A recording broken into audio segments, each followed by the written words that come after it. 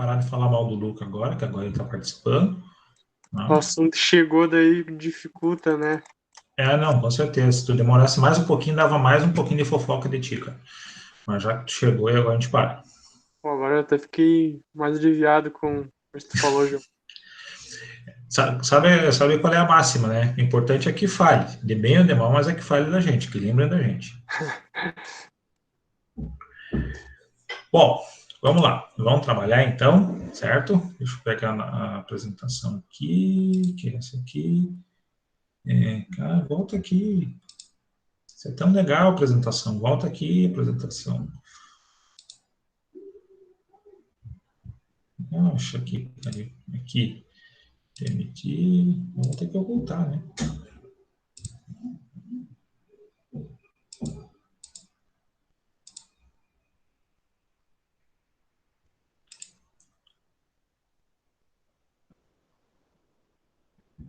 Peraí que alguém está pedindo para participar aqui, só não está me aparecendo. Aqui, Nath Caetano. Ótimo. Vamos lá. Agora, compartilhar. Bom, vamos lá. Queridos, tudo bem? Então vamos lá, senhor. Vamos trabalhar, certo? Semana passada, nós estávamos falando sobre os tipos de dor, né? Sobre a neurofisiologia da dor. E aí nós falamos que nós temos uma dor que ela é do tipo traumática, né? Que ela é uma dor que ela tem um fator causal bem definido. Então, cravar uma agulha no pé, cravar uma taxinha, cortar a mão com uma serra, tudo isso, né? São coisas que eu tenho um fator causal bem definido, uma pancada, alguma coisa nesse sentido, tá? Mas eu tenho também dores que são de causas não específicas ou não traumáticas, também podemos chamar dessa forma. Então, por exemplo, assim, nós podemos ter algumas enxaquecas, algumas cefaleias, que elas são inespecíficas, podemos ter um pouco de dor no ombro, podemos ter dores musculares localizadas, né, por causa da formação... Por causa da formação de triggers, né, que estão colocados em locais à distância de onde essa dor está sendo referida, né. Então, tudo isso são possibilidades da gente encontrar dores, tá, que vão ter uma causa inespecífica, né. Ter uma causa inespecífica significa que eu não tenho uma causa para apontar. É isso aqui. Tá bem? O que eu posso ter, que a gente já conversou também, eu posso ter alguma coisa assim, ó, que me levou a algum tipo de trauma, alguma estrutura que foi traumatizada, e aí, cuidem bem, eu posso usar a palavra trauma para falar traumas emocionais, ou também posso usar a palavra trauma para pensar em alguma coisa que está alterando a estrutura do tecido, tá? Uma coisa machucada.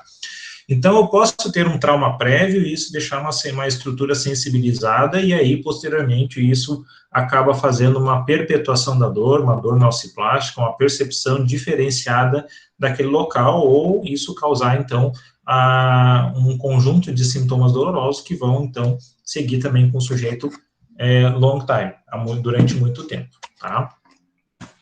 Bom, os transtornos mentais e emocionais também vão interferir no surgimento do processo doloroso, eles também podem participar do processo de somatização, assim como também uma dor, ela pode se transformar num sintoma psicossomático, e um sintoma psicossomático pode se transformar num sintoma doloroso. A gente tem as duas vias de organização da dor, tá?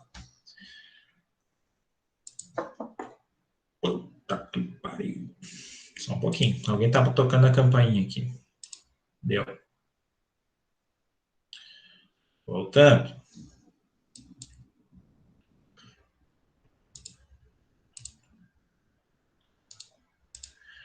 Bom, dentro disso, então, tá, a gente começou a falar, no primeiro momento, das lesões teciduais. Uma lesão tecidual, ela vai fazer uma liberação de substâncias, né, principalmente prostaglandinas, íons de hidrogênio, ATP, histaminas, bradicininas. Isso tudo vai gerar, né, um processo de sensibilização neural, e essa sensibilização neural, principalmente pela um fator mediado, que é a substância P, tá, que é uma substância extremamente algógena, nós vamos transformar e transmitir esse estímulo nociceptivo em direção à medula e, posteriormente, então, ao cérebro, tá bem? Então, o que eu tenho, na verdade? Eu tenho substâncias que elas são nitidamente algógenas, tá bem? E eu tenho substâncias que elas vão ter um caráter místico, um caráter misto. O que significa isso? Eu posso ter substâncias que vão trabalhar no sentido de mediar o processo inflamatório, mediar o processo que vai captar a informação inflamatória e levar isso até o sistema nervoso central. E posso também ter determinados fatores inflamatórios que eles também podem trabalhar não somente com a mediação do estímulo nociceptivo, mas também com a mediação do processo inflamatório no sentido de trazer também, sinalizar para determinadas células que esse tecido precisa ser limpo, que esse tecido precisa ser preparado para haver um processo cicatricial. Tá bem? Então, algumas substâncias, como por exemplo a bradicinina, a histamina, elas vão ter, primeiro, vão ter a função de sinalizadoras, tá? E elas também vão ter a função de provocar e desencadear esse processo de limpeza tecidual e esse processo de andamento do processo inflamatório. Nós vamos fazer depois um outro momento, uma outra aula, falando especificamente do processo inflamatório, tá? Do que é o processo inflamatório crônico, o que é o processo inflamatório agudo e quais são os mediadores químicos que a gente vai ter envolvido naquele momento ali, tá bom? Bom, estamos falando também na aula passada a respeito do uso de opioides na modulação da dor, tá? Então, o opioide, ele pode entrar em dois momentos do nosso sistema. Ou ele pode bloquear a transmissão dolorosa a nível da medula espinhal, ou ele também pode provocar... Ele também pode provocar a interrupção da dor a nível cortical, tá? A nível do sistema nervoso central superior, tá bom? Então, eu tenho duas formas de tentar inibir a transmissão da dor. Ou eu trabalho a nível de medula, ou eu trabalho a nível de sistema nervoso central superior. O que nós, dentro da fisioterapia, a gente faz na maior parte das vezes, tá? Dependendo do tipo de terapia que a gente está escolhendo usar, nós vamos trabalhar com medula espinhal, certo? Uma boa parte das técnicas que a gente utiliza são técnicas de medula espinhal. São técnicas que vão trabalhar no que uma teoria, né, que tem dois pesquisadores que formularam, que é a teoria do gate control, que seria o controle medular do transporte da dor. Então, existe lá na medula, tá, uma espécie de portal, uma espécie de comportas, e essas comportas, elas são, nós vamos concorrer com essas comportas. Então, o estímulo doloroso que está passando na medula espinhal, nós vamos concorrer com esses estímulos com as nossas técnicas e nós vamos acabar, então, tentando fechar esse portão da dor. A questão é, por quanto tempo a gente vai fechar esse portão da dor? Por quanto tempo nós vamos regular essa dor? Se vocês pensarem, tá? Eu acho que alguns de vocês são muito jovens ainda dentro do contexto de fisioterapia, mas alguns de vocês já estão, por exemplo, no estágio. Mas nós vamos ver o seguinte, se eu pensar a nível de evidência científica, o TNS, que é uma corrente que a gente usa há décadas, né, que é a estimulação elétrica transcutânea, essa estimulação, essa corrente, ela é, né, uma corrente analgésica. Qual é o nível de evidência que a gente tem? Tá? Se a gente pensar no nível de evidência do TNS sendo utilizado para controle da dor, o nível de evidência é péssimo. Tá? Por que péssimo? Porque ele não produz, uma aplicação do TNS não produz um processo de sem dor, um processo de analgesia duradouro, ok? 2 a 4 horas, né? Oi? De 2 a 4 horas, e se for com agulha, 6 horas. Pois é, e isso depende também muito do tipo de estimulação que a gente vai colocar, porque o TNS ele vai ter uma estimulação via burst, uma estimulação convencional, o breve intenso e vai ter o modo acupuntura ainda também. Então, na realidade, a gente pensa assim, ó, evidência sobre o TNS, péssima, ruim. Mas ele é uma corrente também analgésica. Quando eu penso assim, ó, só um pouquinho que tem mais alguém batendo na porta aqui. Agora é o Guilherme. Quando a gente pensa na questão analgesia, vamos pensar da seguinte forma. Eu posso usar o TNS, por exemplo, como uma forma de inibir temporariamente a dor durante a minha sessão, para que eu possa entrar com outra manobra? Posso. Eu posso utilizar o TNS como uma forma de inibir a dor articular, para que eu possa entrar com a manobra articular de forma mais tranquila? Posso, mas eu posso também ter outras manobras que bloqueiam a dor, que não seja o TNS, certo? Mas o que eu não posso é pensar no TNS, por exemplo, como uma forma de estimulação elétrica que vai bloquear a dor e que isso seja sustentado durante muito tempo. Não vai ser sustentado durante muito tempo. Não bloqueei. Então, isso são alguns vieses que a gente precisa, muitas vezes, pensar dentro das evidências. Se a gente pensar também em outras evidências, em outras terapias, como, por exemplo, vamos pensar no ultrassom, né? O ultrassom também é fácil de aplicar, mas a evidência sobre ele também é muito péssima, ok? Mas aí, se eu penso assim, poxa, eu posso usar o ultrassom como uma forma momentânea ali, de controle da dor, como uma forma momentânea de controle do processo inflamatório? Posso, porque daí depois isso me dá tempo, me dá uma janela de tempo para que durante a sessão eu consiga entrar com outras manipulações, eu consiga também entrar com outras técnicas. Posso fazer tudo isso somente com uma agulha, somente com a terapia manual? Posso também, certo? Então, o que a gente precisa, sim, sempre pensar eu não posso pensar na corrente como minha única alternativa e que eu vou fazer ela uma vez e o paciente está curado, isso não existe. Não existe somente fazer ela durante a terapia, como a gente sabe que existem colegas fazendo por aí afora, bota só um TNS no joelho do paciente durante 30 minutos, tira o TNS e manda ele embora. Isso não é fisioterapia que se apresente, né, para começar a conversa. E também não é nem desculpa dizer que é por causa do convênio. Então, assim, aceitou, está fazendo pelo convênio, então pelo menos faça direito. Então, o que a gente precisa sempre é ir pensando sobre essas coisas, tá? Nunca fechar totalmente as portas. A analgesia com a agulha, com o dry, ela é uma analgesia duradoura? Sim, ela é uma analgesia duradoura. Duradoura quanto? Dependendo do dry, dependendo de onde eu coloco, dependendo da forma que eu estimulo, eu posso alcançar até 12 horas, dependendo, assim, ó, se eu conseguir usar o ponto do dry casado, né, com o ponto de acupuntura, e aí depois a gente tem alguns estudos mais para frente que vocês vão ver o seguinte: dentro dos pontos mais utilizados pelo dry, foi feito um levantamento, um estudo na Austrália, e eles conseguiram observar o seguinte: em torno de 70% dos pontos utilizados pelo dry são os mesmos pontos que a acupuntura utiliza.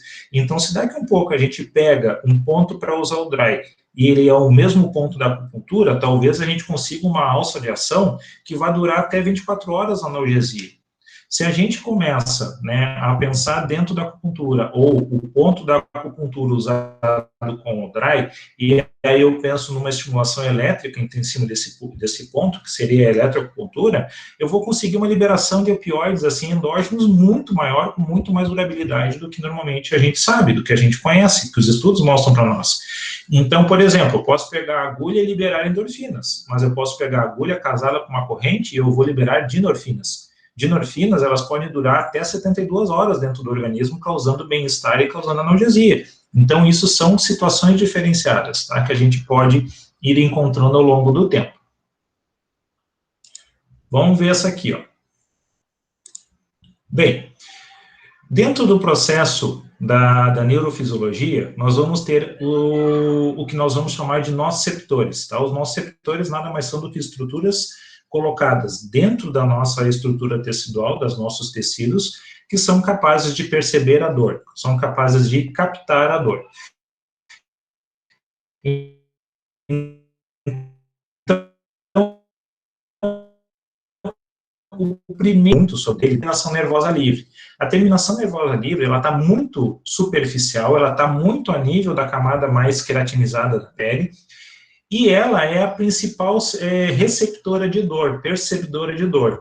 Inclusive, se vocês pensarem na terapia manual como deslizamento miofascial, liberação miofascial, ou até mesmo se vocês pensarem em uma técnica como a massoterapia, basicamente vocês vão estar trabalhando, tá, na maior parte do tempo, sobre a terminação nervosa livre, tá bem? Se vocês pensam em processo cicatricial, uma ferida que vai pegar a nível de pele, uma ferida que vai ser cortante, depois ela vai cicatrizar, isso vai gerar, em alguns momentos, uma área de hiperexcitabilidade, uma área onde vai haver uma captação de estímulos dolorosos maior. Então, essa captação maior também é feita por terminações nervosas livres.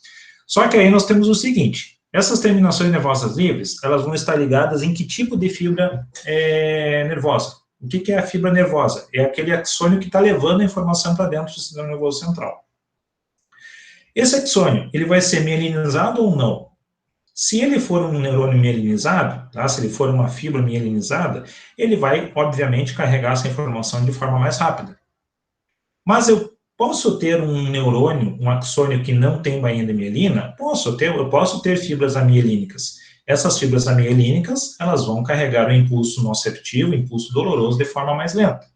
Então, nós vamos ter fibras, terminações nervosas livres, fibras que vão ser as aferentes, que estão carregando essa informação de dor para dentro do sistema nervoso central, e elas são mielinizadas. Essas fibras mielinizadas, elas são finas. Por serem finas, elas têm a condição de carregar menos impulso doloroso. Isso tem um impacto sobre a percepção de dor. É aquela dor que a gente percebe ela como lancinante, tá? Ou como alguns autores vão descrever como dor lancetante. O que significa a dor lancinante ou lancetante? Parece que tem uma lanceta, e essa lanceta está picando a nossa pele. É aquela dor fina, assim, aquela dor constante, tá? Então, isso é carregado por uma fibra mielinizada, tá? Que pode ser a gama ou a delta, ou a alfa, certo? Ou eu posso também ter uma fibra amielínica, tá? Que ela tem a característica de carregar uma dor de forma mais lenta, tá bem? Essas fibras, elas têm diferença de espessura. As fibras que elas são finas, por serem finas, elas conseguem carregar menos estímulo doloroso. Porém, elas são, como forma de compensar essa velocidade, nessa quantidade de estímulos, elas são mielinizadas. Por isso, elas conseguem carregar a dor mais rápido. Já as fibras amielínicas, elas têm uma velocidade de condução menor, porque eu não tenho bainha de mielina, mas eu também tenho uma fibra que ela é mais grossa, ela consegue carregar um aporte de estímulo doloroso maior. Então, isso vai trazer para nós características diferentes na dor, e também isso vai estar ligado a processos inflamatórios diferentes. Tá? Então, por exemplo, se eu penso aquela dor assim, que eu tomei a pancada, eu já estou sentindo dor e eu sigo sentindo a dor, e essa dor me acompanha, sei lá, por 2, 3 dias, isso é uma dor aguda, tá? Essa dor aguda, ela vai sedar enquanto o processo inflamatório está agudo. Lá pelas tantas, o processo inflamatório, assim, ó, já começa a reduzir a sua intensidade, reduz edema, reduz a vermelhidão, certo? O hematoma, ele começa a amarelar, todo aquele processo que a gente já sabe. E lá pelas tantas, certo? O processo inflamatório se resolve, mas ainda eu continuo com aquele desconforto, certo?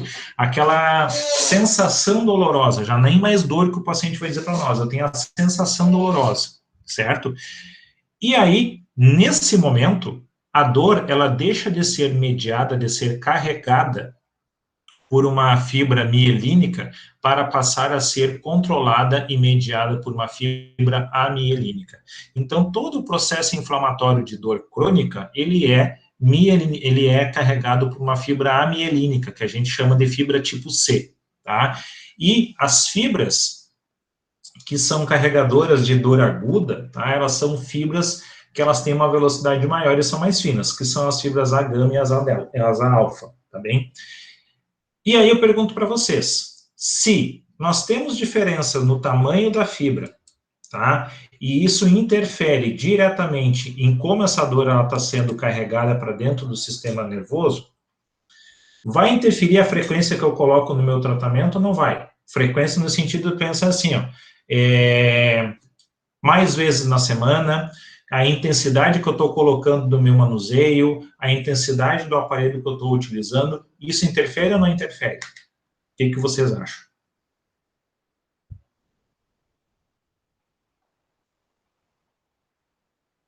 Repete a pergunta, por favor. Repito. Pensem só. Eu tenho uma fibra mielínica, tá? Que ela transmite a dor mais rápida porque ela tem bainha de mielina. Mas, em contrapartida, ela é mais fina. Então, ela consegue transmitir menos quantidade de impulsos nervosos por vez. Essa é uma dor aguda, ok? Agora, no momento que eu tenho uma fibra grossa, a mielínica, ela consegue transmitir essa dor de forma mais lenta, mas ela também consegue carregar mais impulsos por vez. Na fibra mielínica, essa frequência de dor, ela acaba sendo muito alta. Na fibra amielínica, a frequência de dor, ela vai ser mais baixa, porque depende da quantidade de fluxo. Pensa naquela história da mangueira.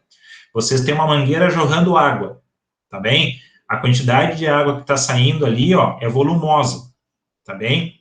Mas a velocidade dessa água jorrando é pequena, né? Ela alcança um determinado espaço de tempo ali somente. Agora, se eu estreitar a mangueira, a água vai esguichar mais longe, mais rápido, certo? A frequência com que a água está passando ali também vai ser mais rápida. Então, pensem em transmissão de dor dessa mesma forma. Então, ou seja, se eu tenho diferenças nessa frequência de dor, no carreamento dessas dores, a forma com que eu trato vai interferir, a forma de frequência com que eu trato também vai interferir nesse meu paciente?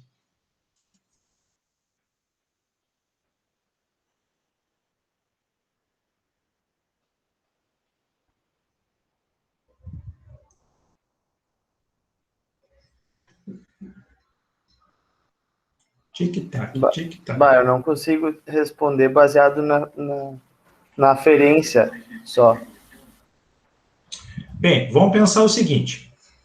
Se eu afirmo para vocês que a fibra mielínica, ela tem uma frequência maior. Deixa eu ver se alguém falou alguma coisa aqui. Não consegui formar uma relação. Tá. Vamos pensar o seguinte. Fibra mielínica é fina, transmite a informação com mais velocidade, e a frequência de velocidade, se eu tenho mais velocidade, eu tenho frequência maior, tá? Beleza. Eu tenho uma fibra que é grossa, que é amielínica, tem velocidade menor, e ela tem uma condução com menos frequência.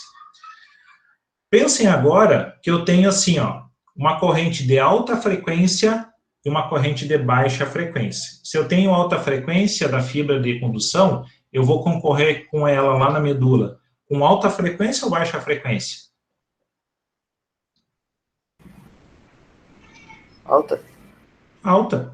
Se eu tenho baixa frequência de condução da dor, eu vou concorrer com essa dor na medula com baixa frequência ou com alta frequência?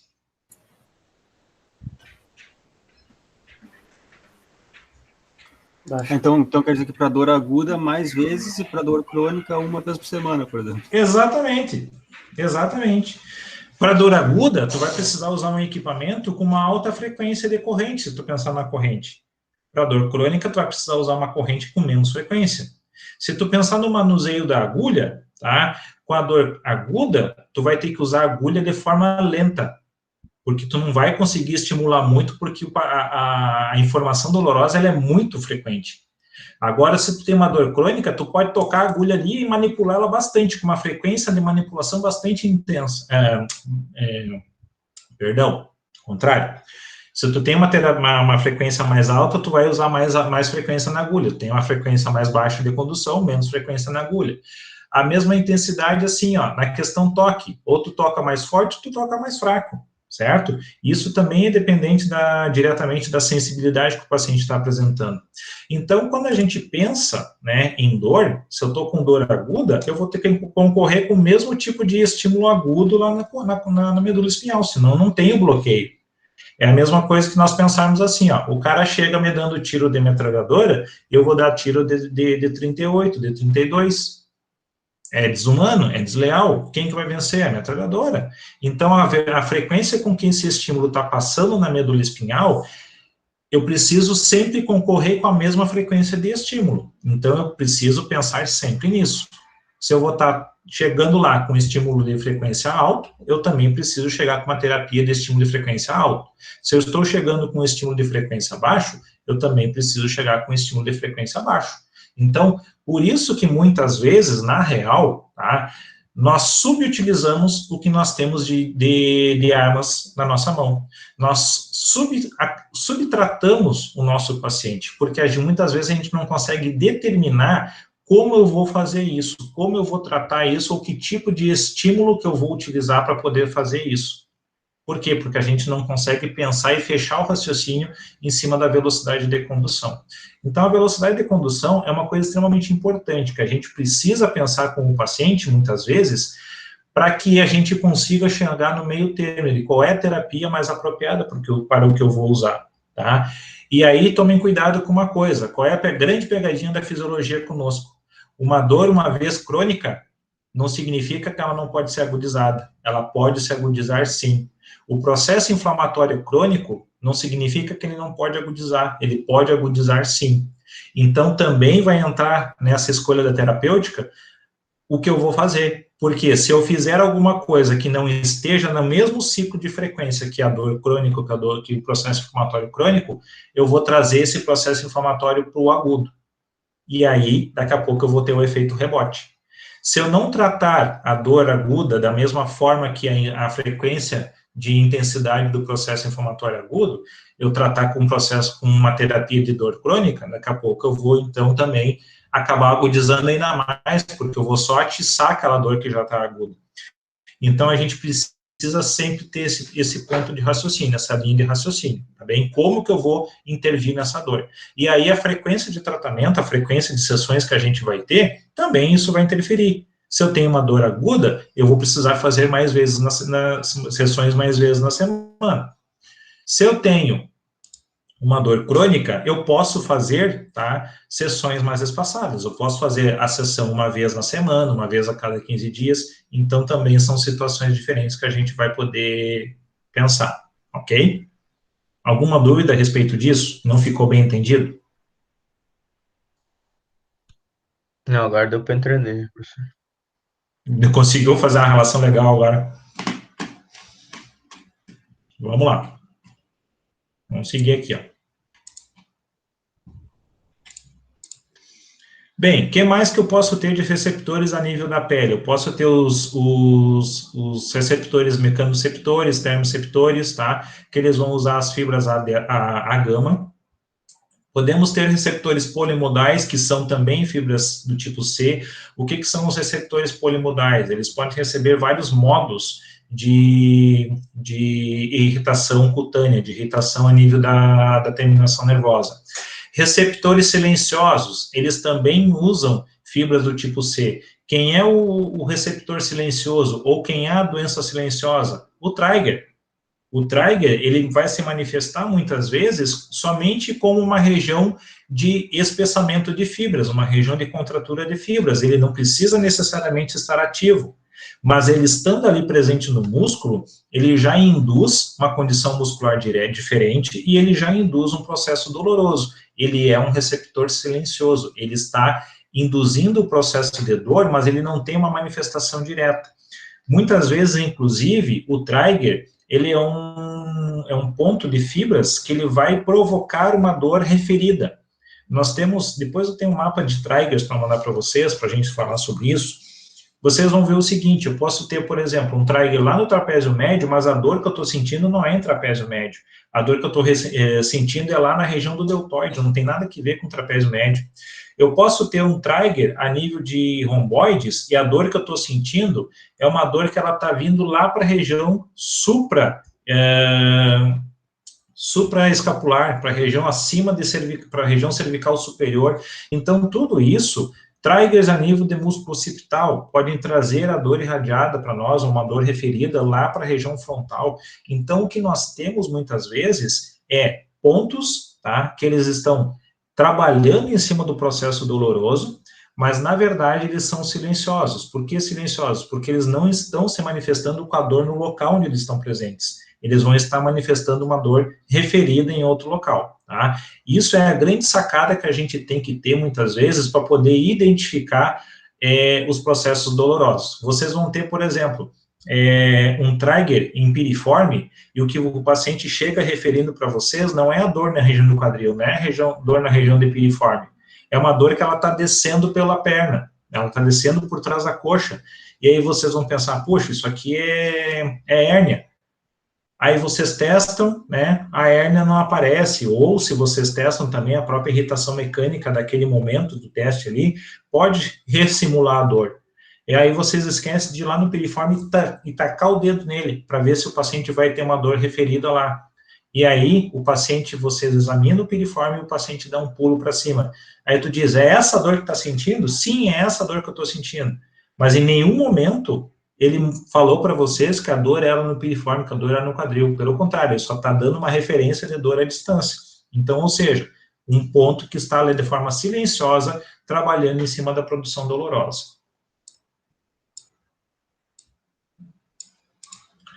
Bom, o que mais que a gente tem dentro do mecanismo de transdução da dor, tá? Nós temos alguns canais iônicos, canais de cálcio e canais de sódio, que eles estão colocados nas membranas plasmáticas, e eles são os responsáveis por transmitir essa dor, tá bem? Eles são receptores. Quando a gente fala do opioide, na verdade, o que o opioide faz é fechar esses canais de transmissão de substâncias. Eles acabam interferindo nessa transmissão. E a partir disso, tá, o estímulo doloroso ele não penetra para dentro da célula. Quem é a célula que a gente tem que impedir o estímulo doloroso? O neurônio, tá? E sempre lembrem o seguinte, axônios e dendritos nada mais são do que prolongamentos do citoplasma e da membrana plasmática de uma célula neuronal. Então, também tem membrana plasmática nessas regiões, também tem canais iônicos, canais de cálcio, canais de tudo que vocês imaginem. E o opioide, o que ele vai fazer é tentar bloquear a passagem desses canais, para que esses canais não se liguem às substâncias alógenas e, a partir disso, então, comece a haver o processo de despolarização da membrana plasmática do neurônio. Se houver o processo de despolarização, essa dor ela vai ser transmitida. E o que a gente vai tentar impedir isso, tá bem? Então, nesses receptores, vão entrar também os receptores para capsaicina, os vaniloides, tá? Receptores de ATP, de potássio, substância P, entre outros. Os vaniloides e a capsaicina é o mesmo tipo de receptor, tá? A sensação que você tem é a mesma de quando você come uma pimenta. Aquela ardência, aquela queimação que existe na língua, ela é essa sensação que ela se transmite ao longo do nervo, tá bem? Uma sensação de queimação. Vocês vão ter os pacientes dizendo para vocês assim, eu tô com uma queimação na região da planta do pé. Isso é uma estimulação neuronal, tá? É um problema neuronal. Eu tenho uma queimação na região do posterior da coxa. Isso também é uma irritação neuronal. O que a gente precisa? Descobrir qual é o foco. Se o foco é medula, né? Se o foco é hérnia ou se o foco é o piriforme. A gente precisa investigar. Eu tenho uma dor em queimação no membro superior, né? Com formigamento, inclusive, com parestesia. Vou ter que investigar se é uma hérnia cervical ou se é o plexo braquial que está comprimido. Quem é que pode comprimir o plexo braquial? Quem é que tem uma sugestão de músculos assim que pode estar comprimindo o plexo braquial? Quem é que arrisca aí um chute? Peitoral maior. Peitoral maior? Também, vamos deixar o peitoral maior de sobreaviso aí. Quem mais arrisca? 3 musculozinhos desgraçados que estão saindo dos processos espinhosos de cervical e estão se inserindo a nível de primeira e segunda costela. O Gabriel escreveu aí. Escalenos? Escalenos, tá? Desculpa que eu não vi, porque eu tô com a tela fechada de vocês aqui. Escalenos, tá? Os escalenos são os musculozinhos desgraçados, tá? Por quê? Porque eles trabalham em movimentação cervical, mas ao mesmo tempo, hoje, você sabe que eles também são motor principal do processo da inspiração. Eles elevam a primeira e segunda costelas. Encurtando os escalenos, a gente vai fazer a compressão do plexo que está passando no meio deles, principalmente entre o escaleno anterior e o médio. Então, ou seja, a gente começa a ter uma dor em queimação, a gente começa a ter a parestesia vindo para o membro superior, certo? Mas não necessariamente mediado por uma hérnia, e sim por uma compressão periférica. Pensem essas compressões periféricas que elas podem apertar outros nervos. Nós podemos ter compressões periféricas também a nível do cotovelo, com síndrome do pronador e do supinador. Nós podemos ter essas síndromes compressivas também a nível do punho, né, com a síndrome do túnel do carpo, que daí não tem necessariamente a ver com o músculo prendendo ali, mas eu tenho um atrito, né, um encurtamento do músculo que vai levar ao atrito no túnel do carpo. Posso ter outras áreas de compressão também a nível da perna, né, que eu posso fazer as canelites também, que não é somente um processo inflamatório da região anterior, do tibial anterior, mas também eu posso ter áreas de compressão ali de inervação indo para o pé. Então, enfim, né, a gente vai ter que fazer essa correlação dos sintomas com o que a gente pretende depois já tratar, e inclusive com o que a gente vai fazer de diagnóstico para o paciente, tá bem? Então, ouvir a história, interpretar bastante e colher o máximo possível de informações e depois passar para a inspeção e a palpação, isso aí já vai matar, assim, ó, em torno de 85% do nosso diagnóstico, tá? O que a gente vai achar de alteração nesse paciente e como a gente vai tratar também. Isso impacta na forma como a gente vai tratar lá adiante, tá? Bem, na medula espinhal, tá? Esse aqui é um corte do corno dorsal da medula, ok? Nesse corno dorsal, nós vamos ter lâminas, certo? Essas lâminas, elas estão diretamente ligadas a como esse estímulo nociceptivo ele vai chegar na medula espinhal e como ele vai ser modulado pela medula espinhal. Modulado no sentido de me provocar um arco reflexo ou modulado no sentido de ascender para o córtex cerebral e, a partir daí, então, eu ter uma interpretação do sistema nervoso central superior. Então, neurônios sensorinais do gânglio dorsal, da raiz dorsal, vão provocar uma primeira sinapse no corno dorsal da medula espinhal. E aí, nós vamos ter que esses axônios cruzam a linha média e ascendem, certo? Então, nós vamos ter aproximadamente 5 lâminas aqui na região do corno, e eles vão ter neurônios de projeção. São neurônios que eles são específicos ou neurônios de faixa larga dinâmica, respectivamente. O que isso quer dizer? É o tipo de dor que eu vou tentar barrar aqui na medula, certo? É aqui que vai estar o maldito do controle do portão da dor, do gate control. Então, são aqui que eu preciso concorrer com os estímulos. Eles são estímulos nociceptivos? São. Eles são estímulos que eles estão entrando pelas vias sensoriais? São.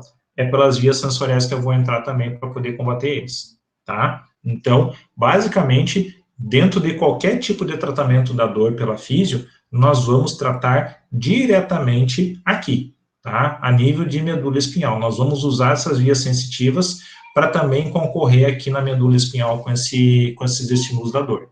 E aí, imaginem, se a dor, ela tem uma determinada intensidade, eu tenho que concorrer com a intensidade dessa dor. Senão, a minha terapia não vai ser eficiente, certo? Olha só, isso aqui, ó, é o que a gente estava falando em dor rápida e dor lenta, tá? A dor rápida, ela é transmitida pelo neurônio, tá? Por um axônio mielínico, por uma fibra mielínica. E a dor lenta, ela é transmitida por uma fibra do tipo C, que ela é não mielínica.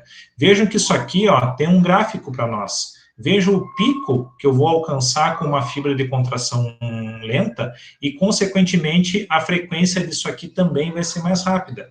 Porque cada vez que eu chego mais rápido lá em cima e chego mais rápido embaixo, o estímulo seguinte também vai seguir o mesmo padrão. Então, a gente acaba tendo uma frequência de condução maior. Agora, olha aqui, ó, o gráfico da contração lenta. Vejam que eu demoro mais tempo até atingir o ápice de condução da dor. E depois eu demoro também mais tempo até atingir a parte mais inferior da condução dolorosa. Isso vai me dar uma curva senoidal, isso vai me dar um outro estímulo depois na sequência, também de mesma amplitude, também de mesma frequência. Então, ou seja, a frequência que eu estou transmitindo dor é menor na dor lenta, tá? E isso também vai ter diferença nas fibras. Olha só, a velocidade de condução das fibras aferentes, fibras A gama, tá? Eu transmito dor rápida. Fibras tipo C, eu conduzo dor lenta. O neurotransmissor que está sendo liberado também é diferente. O neurotransmissor da dor de condução rápida, basicamente, é o glutamato. E o neurotransmissor da fibra de contração lenta, basicamente, é a substância P, tá? Então, essas duas substâncias, elas estão modulando a forma com que essa dor está sendo transmitida, a frequência dela.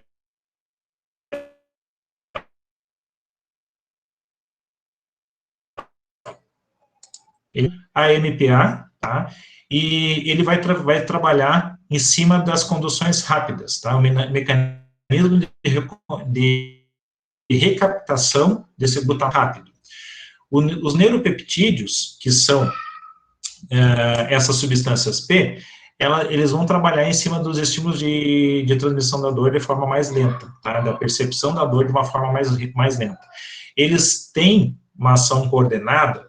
Sim. O que significa essa ação coordenada? Eles têm feedback para essa condução. O que significa esse mecanismo de feedback? Quando eu tenho a dor aguda, eu não tenho a dor crônica. Quando eu tenho a dor crônica, eu não tenho a dor aguda. Mas uma pode se transformar na outra? Pode. Por isso que essa ação ela é coordenada por alças de feedback, tá? E eu preciso estar sempre pensando em que tipo de terapia vai ser mais propícia para o tipo de dor.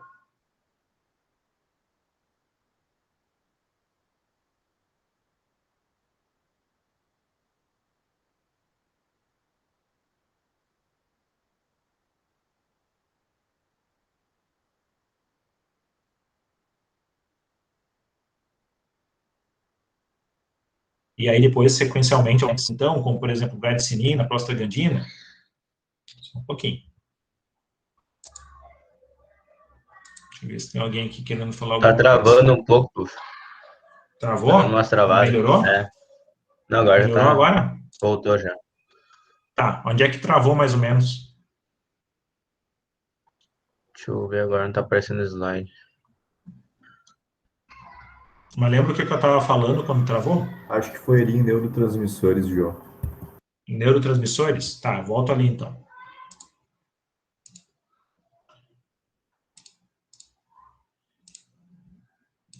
Aqui? Isso, aí mesmo. Tá. Então, aqui está mostrando, ó, a questão dos neurotransmissores. O glutamato, tá? Ele trabalha nesses receptores aqui, o AMPA, tá? E ele trabalha com os mecanismos rápidos de recaptação e de transmissão dolorosa.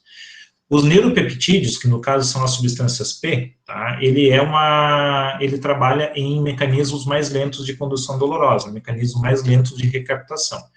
A ação deles é coordenada? Sim. Coordenada em que sentido? Alças de feedback. Se eu tenho uma dor aguda, eu não tenho dor crônica. Se eu tenho dor crônica, eu não tenho dor aguda.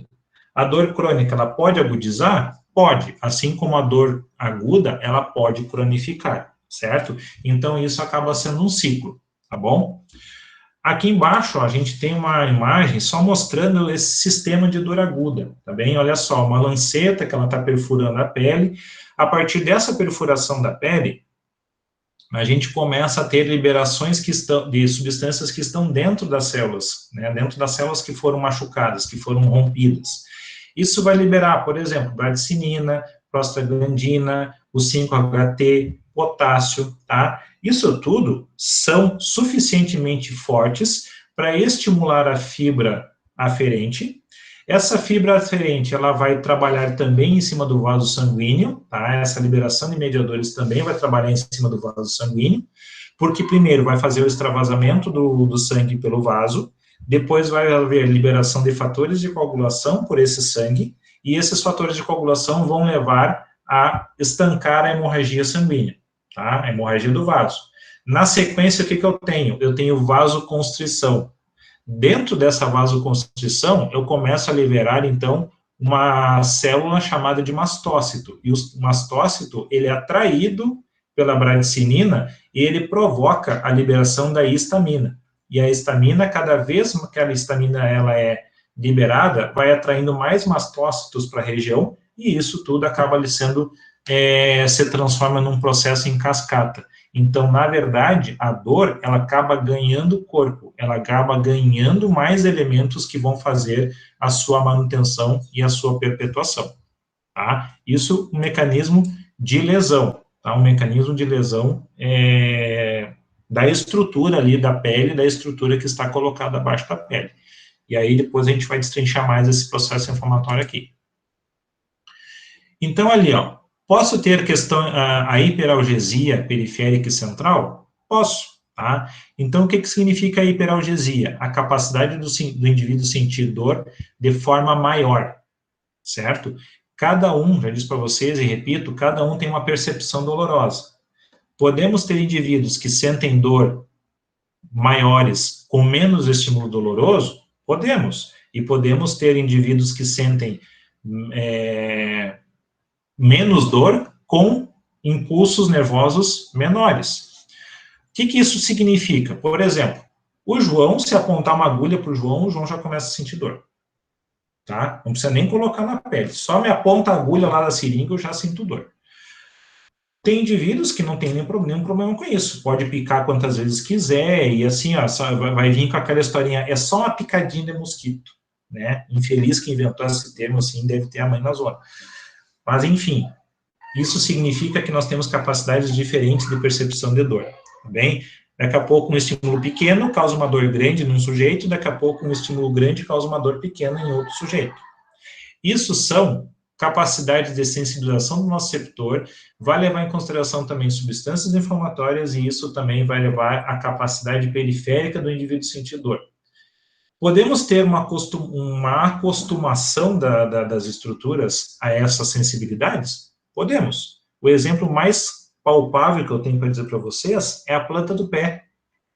Se vocês usam calçado durante muito tempo, a planta do pé fica sensível, porque ela não está recebendo estímulos, né, que podem ser interpretados como dolorosos. Mas se vocês tiram o calçado e começam a andar muito com o pé no chão, num primeiro momento, a planta do pé é muito sensível. Qualquer coisa, vocês já vão dar um pulinho, vocês vão, né, andar na ponta do pé ou andar no calcanhar, vocês vão pisar diferente. Isso vai dar também, vai levar a uma transformação do tecido que está ali, do tecido cutâneo que está ali, da quantidade de queratina que vai ter ali. Conforme a gente vai dando mais estímulos na planta do pé, o pé vai se acostumando, a queratina vai sendo produzida em maior intensidade, e aí também a gente vai sentindo menos esses estímulos nociceptivos que a planta do pé percebe. Da mesma forma, a gente vai trabalhar a dor em outros lugares. Nós vamos dando os estímulos, vamos estimulando, o indivíduo ele começa a fazer um processo de acomodação com aqueles estímulos. Mas só que esses estímulos, eles foram na mesma intensidade da dor que o indivíduo sente.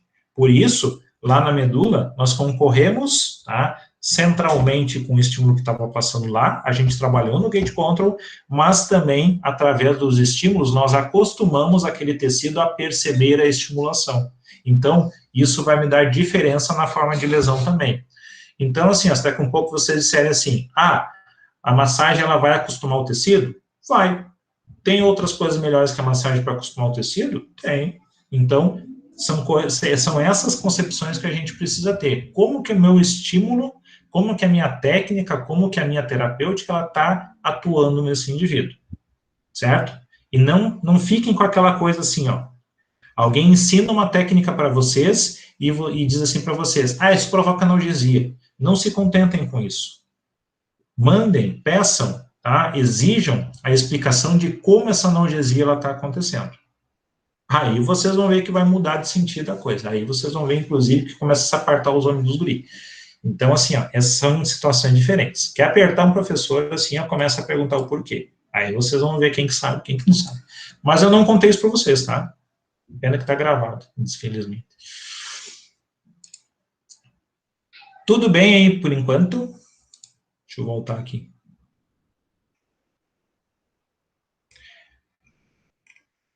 Tá, peraí. Peraí, o que o... Tudo bem por enquanto, então? João, Oi. essa parte da liberação de endorfinas, quando a gente grava uma agulha numa célula e ela libera essas endorfinas ou neurotransmissores, a gente vai aprofundar mais esse conteúdo? Vamos certo. Sim. Depois vocês têm na sequência da cadeira ali, ó, que aí são as questões que eu gostaria de poder trabalhar com vocês de forma presencial, porque eu acho que isso é muito legal. Porque quando, por exemplo, eu falo para vocês que vocês podem modular a dor por exercício, por atividade física ou por cinesioterapia, eu gostaria de mostrar isso para vocês. Se eu digo para vocês que vocês conseguem modular a dor pelo toque, né, ou pela manipulação tecidual, eu gostaria de poder mostrar isso para vocês. Se eu digo para vocês que vocês conseguem modular também a dor por outras manobras, seja pela agulha, sei lá pelo quê, também eu gostaria de mostrar isso para vocês. É isso que eu não sei se a gente vai conseguir, tá? Não por não ter perna, pelas questões que estão acontecendo ao nosso redor aí, tá? Mas, sim. Tá, Sabrina, eu tento explicar mais devagar, sim, pode deixar.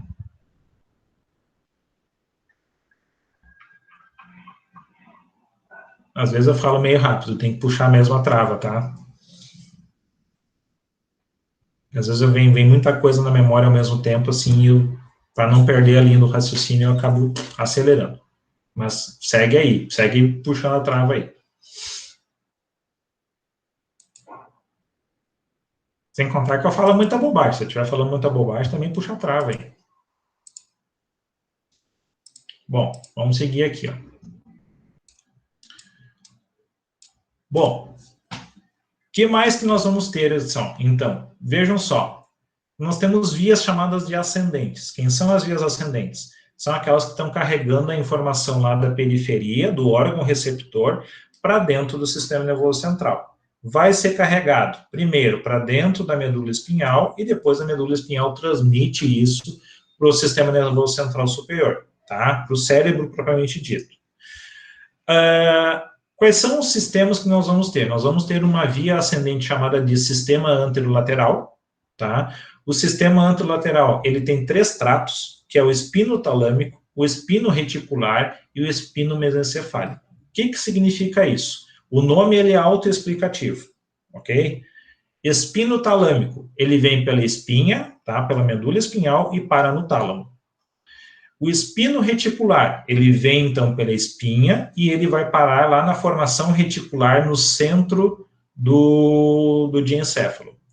E o espino mesencefálico, ele vem pela espinha, tá? Pela medula espinhal e ele vai trazer informação para o mesencéfalo. Quem é o mesencéfalo? São as estruturas, aliás, é uma estrutura formada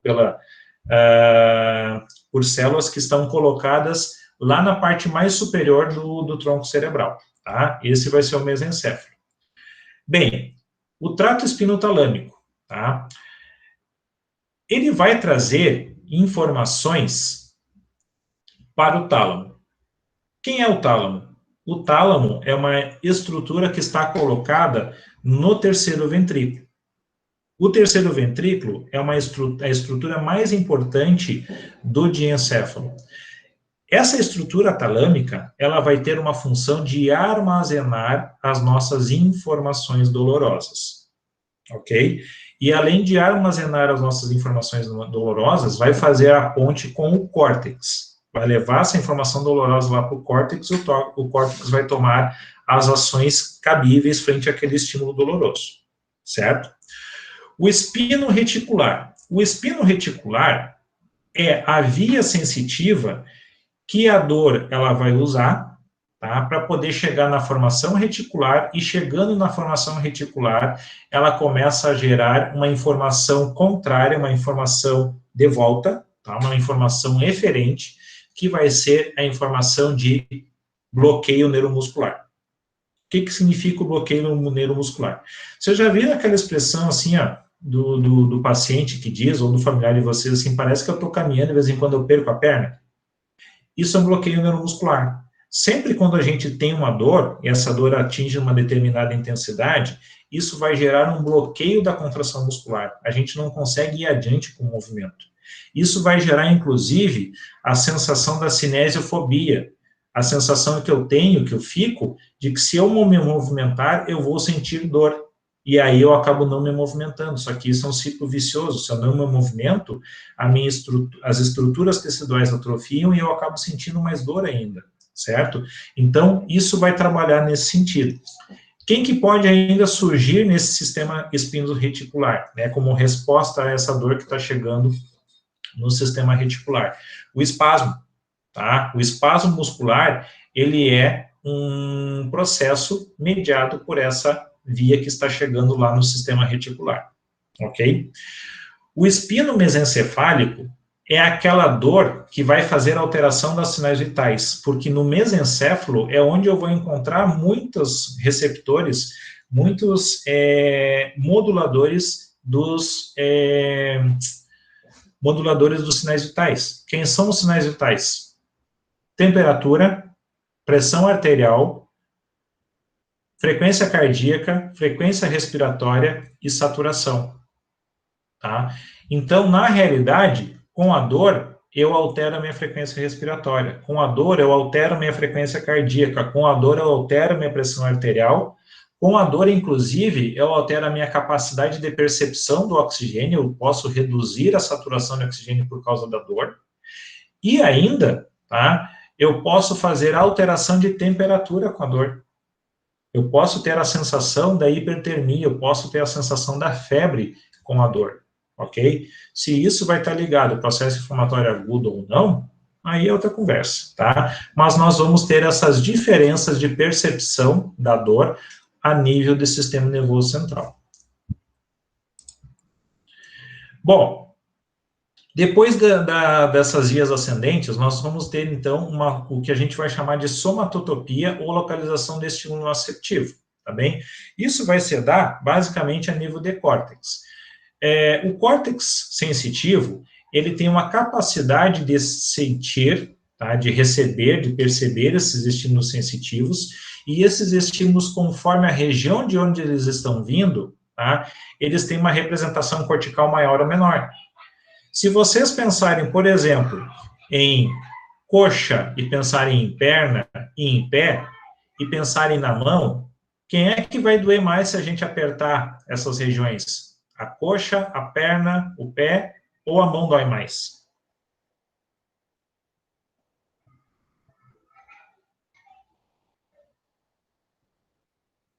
O que vocês acham? Hã? A mão? A mão, porque a quantidade de receptores, né, sensoriais a nível da mão é muito maior que no braço, que na perna, que na coxa, que no pé, ok? Então a gente acaba percebendo mais dor na mão. Fala. Então, nas extremidades que a gente tem mais sensibilidade, ou seja, Sim. a gente tem mais terminações nervosas. Sim, e agora eu vou fazer uma correlação para ti agora, Gabriel, que tu vai entender porque tu a gente já trabalhou isso. Todo mundo já fez acupuntura? Todo mundo já teve a experiência de ser agulhado? Não? Bom, quem já teve experiência de ser agulhado, tá? Dentro da acupuntura, principalmente, vai ver o seguinte: se eu pegar e punturar o quadrado lombar, ou se eu pegar e punturar a mão, qual é que vai sentir mais dor? Quem é que vai ter mais sensibilidade? A mão, porque a mão ela tem mais terminação nervosa livre. E isso é um impacto também dentro da acupuntura. A acupuntura ela vai trabalhar com dois tipos de pontos, pontos que a gente vai chamar de locais e pontos que são chamados de sistêmicos. Os pontos sistêmicos são pontos que eles estão sempre em extremidades, estão sempre na mão, estão sempre no pé. Por quê? Porque essas extremidades elas têm maior percepção das informações do que propriamente o quadrado lombar. Então, eu posso tratar a dor lombar por pontos no pé? Posso. Por quê? Porque determinado ponto lá no pé, ele vai ter uma representação cortical lá no cérebro, e isso vai fazer a atenuação da dor que eu tenho na região lombar. Qual é o mais efetivo para os dois? É usar o ponto sistêmico ou o ponto local? Na verdade, o ponto sistêmico, ele tem muito mais valor, ele tem muito mais potência de ação na dor lombar, por exemplo. Então, eu usar o ponto lá no pé, eu tenho uma potencialidade de analgesia maior do que se eu usar o ponto local. Uma analgesia mais duradoura, no sentido de durar, certo? Então, fazer o dry é legal? Funciona. Mas a representatividade de córtex que eu tenho, se eu botar o dry lá no quadrado lombar, ou se eu pegar um ponto lá de quadrado lombar, ponto de acupuntura de quadrado lombar, isso me dá menos duração da analgesia do que propriamente pegar um ponto de extremidade, de mão ou de pé. E isso por quê? Por causa da representação cortical que nós vamos ter. quanto mais receptores nós temos numa localidade do corpo, maior a representação lá no córtex sensorial eu vou ter. Mais representação de córtex sensorial, mais resposta de córtex motor. Então, essa é a grande associação, por isso que vocês, quando perceberem, quando vocês fizerem uma puntura, vocês vão notar que a sensibilidade ela é diferente. Se eu punturar o tronco, ou se eu punturar, por exemplo, extremidades, pé e mão. Isso sempre é diferente, porque a quantidade de receptores ela é diferente. Sempre as extremidades vão ter mais receptores. E se eu comparar pé e mão, a mão é muito mais receptora do que o pé. Então, a mão ela tem uma representatividade cortical muito maior do que o pé também. E aí, claro, se eu tenho mais representatividade cortical, eu tenho mais possibilidade de tratamento do que propriamente na mão, do que se propriamente eu pegar o pé, fizer o comparativo entre os dois. Não sei se ficou bem claro isso.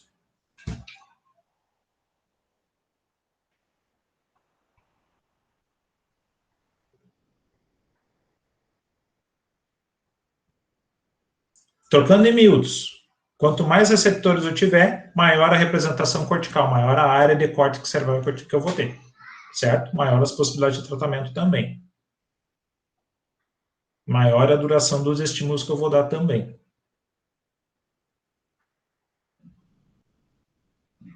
Claro ou não? Ou travou? Tranquilo. Tudo certo. Tudo certo. Vamos adiante. Tem uma pregaiada gritando aqui no corredor do prédio.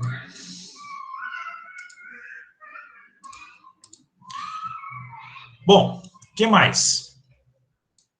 Então, a representação cortical das regiões corporais é o que muitas vezes, tá, vai determinar também a intensidade da minha dor. Vocês já pensaram, por exemplo, na dor do tornozelo, do entorse do tornozelo e a dor de dente? Quem que é mais potente?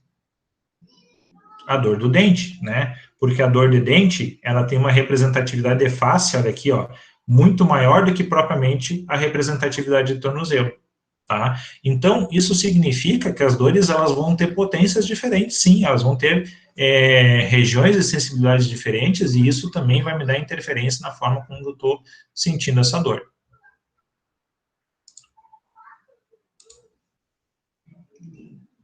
Ok.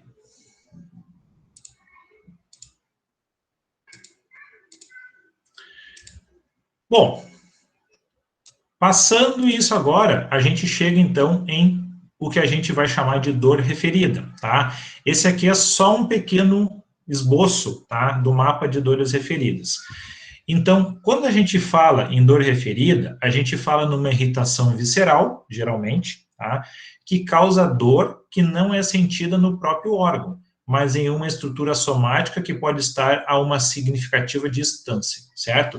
Isso aqui é uma exemplificação de por que o indivíduo pode sentir uma isquemia miocárdica, tá? Um infarto do coração, e a representatividade desse infarto pode ser em cima do peitoral maior, ela pode ser em faixa nos dois peitorais, ou ela pode pegar o peitoral maior e descer pela cadeia anterointerna do membro superior, certo? Então, na realidade, o que nós temos? Nós temos uma inervação, tá? Aliás, nem coloquei aqui, mas eu também posso ter a dor referida do infarto na região epigástrica, né? Na região abaixo do xifoide aqui. Então, na realidade, o que eu tenho? Eu tenho que as inervações são comuns. Por serem inervações comuns, eu posso ter o órgão doendo aqui na região do tórax, mas a dor ela ser percebida no membro superior, a distância no membro superior. É o mesmo processo, mesma teoria que a gente vai usar quando a gente for falar sobre a dor referida do trigger, tá? Então, a dor referida do trigger, ela é uma dor que ela está sendo originada num ponto, mas ela está sendo percebida em outro, tá bem? Por quê? Porque as inervações, elas são recíprocas e porque as inervações são as mesmas. Então, o que está inervando o músculo é a mesma terminação nervosa, o mesmo ramo que está inervando o outro músculo. Por isso que a gente acaba tendo percepções dolorosas além, né, ou mais distante ainda do ponto onde está acontecendo essa dor. tá bem? Modulação da dor. É possível nosso organismo modular a dor? Onde? Como? Por quê? Sim, é possível, tá? É possível haver modulação da dor. Onde essa dor pode ser modulada? Ela pode ser modulada na medula ou ela pode ser modulada no cérebro, tá?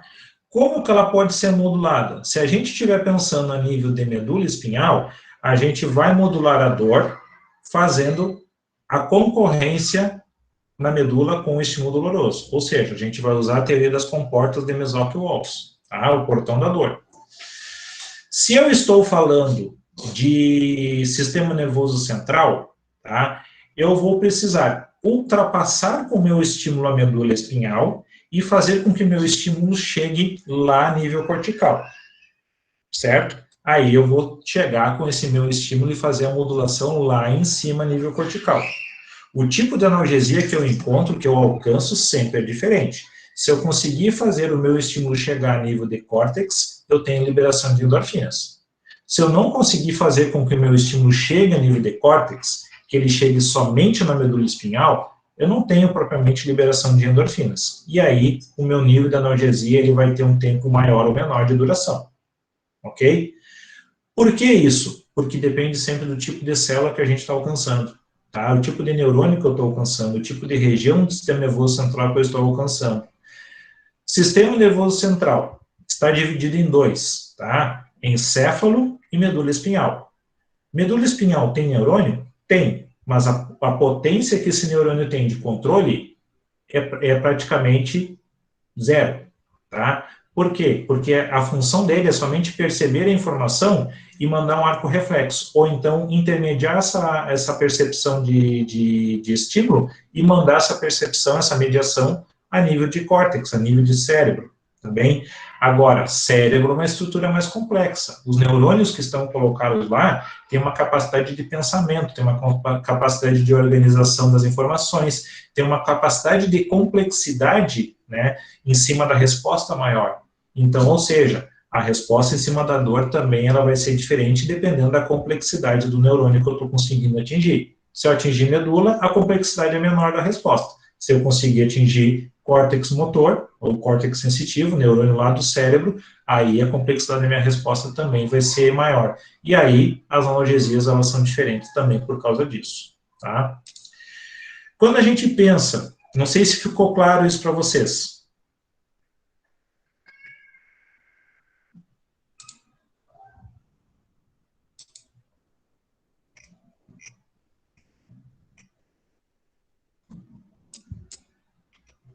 Ficou claro isso para vocês? Essa modulação da dor, a modulação do estímulo doloroso? Sim, Beleza. tranquilo. Qualquer coisa, gritem aí, tá? Eu sei que isso aqui é xarope mesmo. Fisiologia neuromuscular e de transmissão dolorosa é chatinho mesmo, mas nós vamos vencer. Vamos lá. Ok. Bem, então olha só. Aqui a gente tem um exemplo, tá, de como a dor ela está passando pelo portão da dor, certo? Então vejam aqui, ó. Aqui eu tenho informações, tá, que são informações aferentes. Olha aqui, ó, elas estão passando, tá? Aqui eu estou dando uma informação que ela vai concorrer e a partir do momento que as duas informações concorrem, eu tenho a anulação do portão. Então, ou seja, eu corto a transmissão dolorosa, certo? O que significa isso? Eu tenho uma informação dolorosa ultrapassando a medula e chegando a nível de sistema nervoso central superior. Eu posso dar uma amplitude de informações que vai concorrer com aquele estímulo doloroso que está chegando na medula espinhal, e aí esse estímulo ele está subindo, né, a partir disso para o encéfalo superior, e a concorrência desses estímulos vai acabar fechando o portão da dor, tá? Fazendo com que o portão da dor ele seja fixo, com que não haja a transmissão da informação a nível cerebral, tá bem? Então, eu posso ter informações que chegam o suficientemente na medula para ascender ao cérebro, informações que estão chegando na medula, mas eu também estou dando informações para concorrer com ela, para tentar fechar o portão da dor, e se a minha informação, tá, que eu estou dando, ela não é o suficiente para concorrer com a informação dolorosa, o gate control ele abre, tá, e aí esse estímulo doloroso ele é transmitido até o encéfalo superior, até o sistema nervoso central superior, tá bem?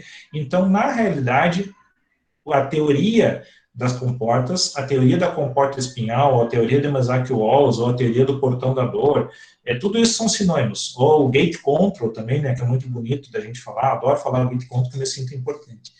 Mas, na verdade, tudo isso é uma questão de concorrência de estímulos a nível da medula, tá?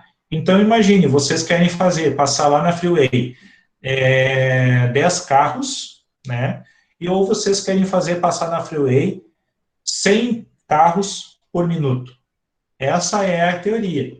Como é que vai acontecer esse transporte de carros lá na freeway? Se eu passar 10 carros por minuto, o fluxo é tranquilo, né? Os carros estão passando bem. Mas se eu quiser passar 100 carros por minuto, tá?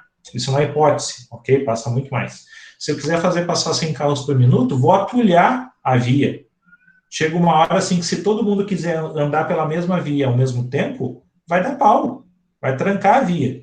E é essa a teoria das comportas. Então, por isso que os meus estímulos sempre têm que concorrer em intensidade e frequência com os estímulos dolorosos, porque aí eu consigo bloquear a passagem dessa dor a nível da medula espinhal. Ou seja, eu fecho o gate control, eu fecho o portão da dor, tá? Essa aqui, ó, é só uma informação, tá? Como essas vias agora descendentes, elas estão trabalhando, tá? Estimulação de áreas do tronco cerebral, libera encefalinas, serotoninas, noradrenalina. Vejam só como essas substâncias aqui, ó, elas trabalham em cima de controle de sinais vitais, né? Noradrenalina, assim, ó, é clássico para controle da pressão arterial e da frequência cardíaca, certo? Mas também são as áreas onde a gente vai conseguir liberação de opioides, ok? Lembrem sempre, o opioide é a classe de analgésico que a gente tem mais potente. Eu posso ter o opioide sintético, que é aquele que eu vou tomar, e eu posso ter o opioide endógeno, que é aquele que o meu próprio corpo cria. E eu posso induzir o meu corpo a liberar opioides, tá bem? Vamos pensar numa coisa. Vocês acham que chocolate dá prazer?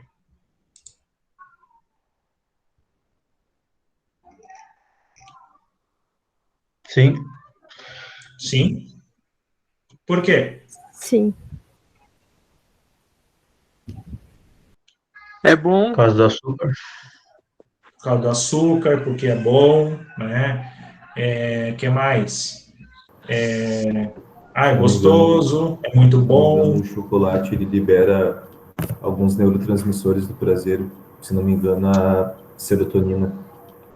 A serotonina e as endorfinas. Então, o chocolate, o cacau, ele tem propriedades bioquímicas que vão lá no tronco cerebral, que vão lá no cérebro e mexem com a liberação de endorfinas e mexem com a liberação de serotonina.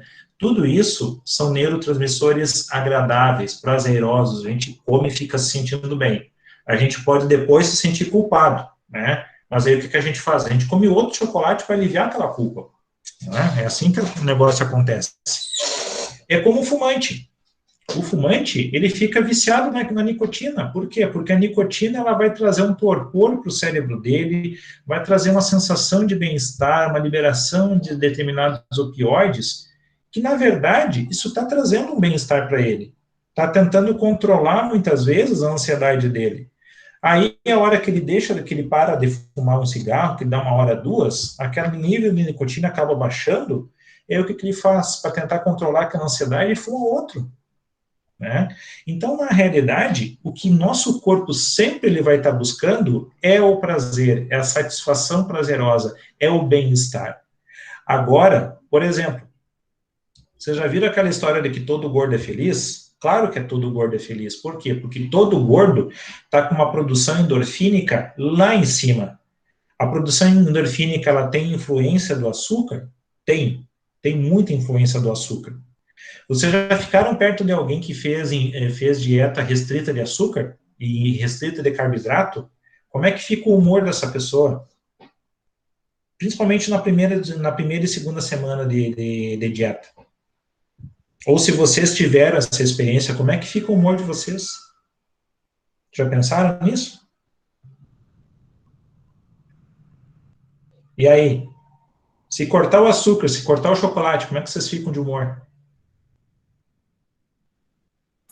A abstinência do açúcar é igual da cocaína. É igual a da cocaína, muito bom. Aumenta muito o cortisol, né, prof? Aumenta muito o cortisol, exatamente.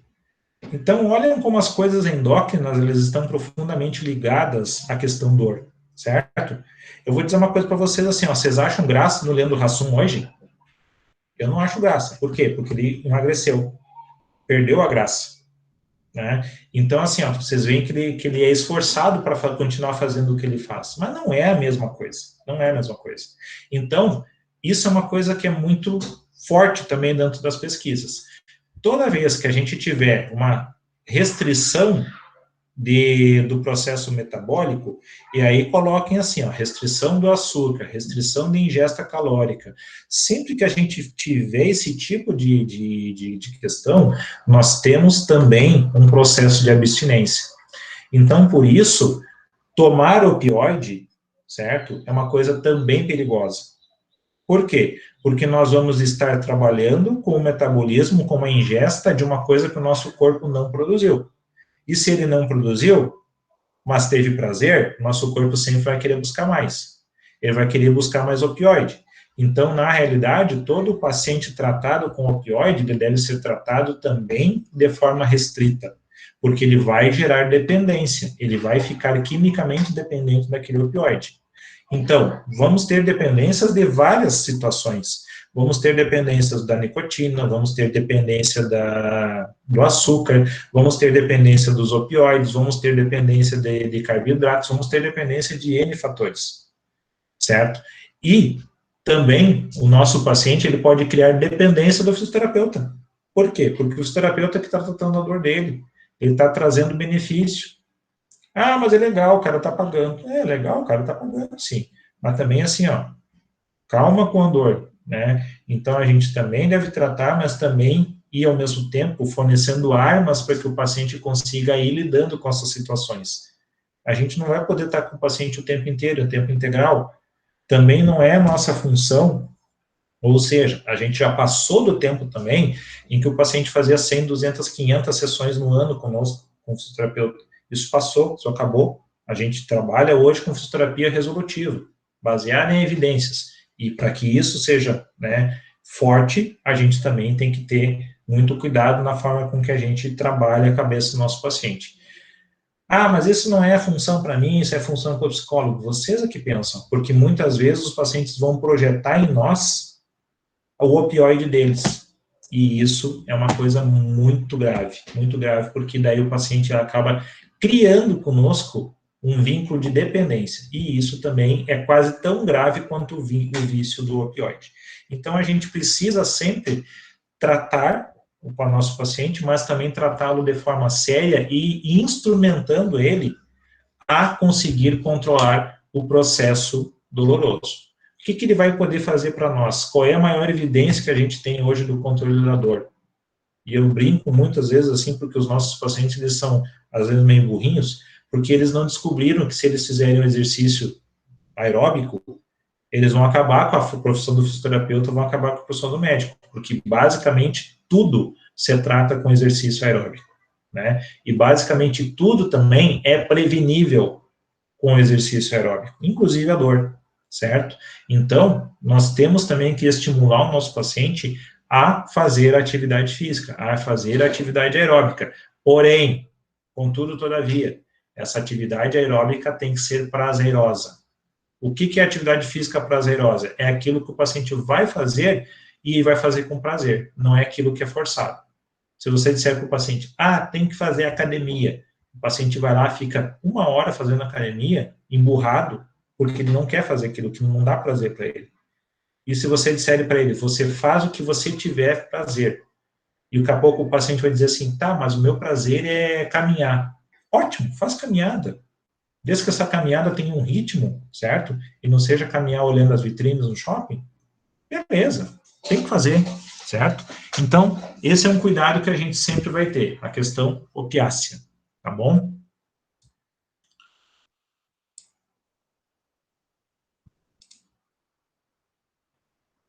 Queixas, reclamações por enquanto? Tudo certo? Tudo certo. Tudo certo, professor. Tá. Vamos tratar do assunto, tá? O assunto qual é? Juntar a nota. Deixa eu parar agora aqui. Uma janela. Opa, para aí. Cancelar aqui.